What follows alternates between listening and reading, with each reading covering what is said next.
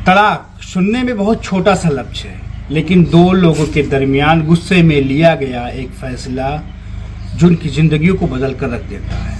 लेकिन सबसे ज़्यादा इस फैसले से प्रभावित वो इंसान होता है जिसकी तरफ औरतें नहीं देखना चाहती।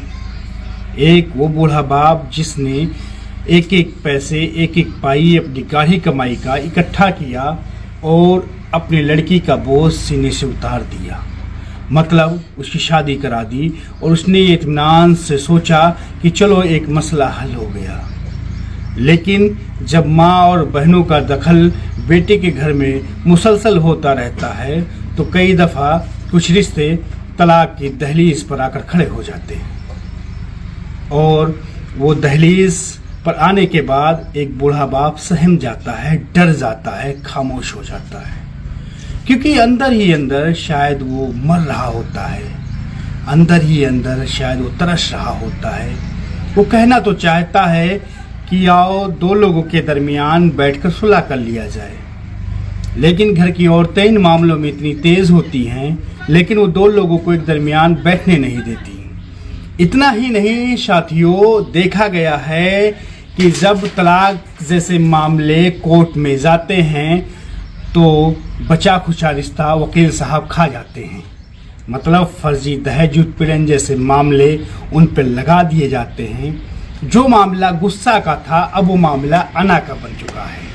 अगर चाहते तो मुनासिब था दो परिवार आपस में बैठते और मामला सुलझ जाता, मतलब उस दो परिवार के बड़े बुजुर्ग।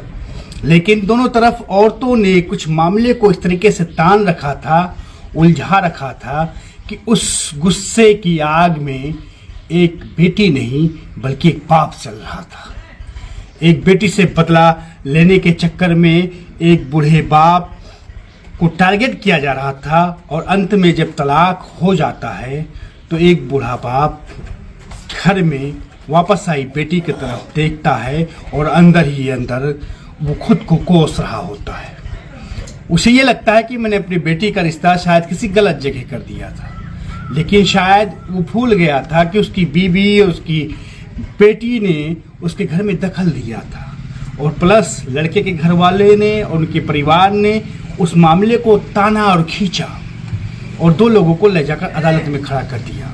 फिर अंत ये होता है कि एक बूढ़ा बाप धीरे धीरे सोचते सोचते बीमार पड़ जाता है और बीमारी के बाद वो ज़िंदगी को अलविदा कह देता है।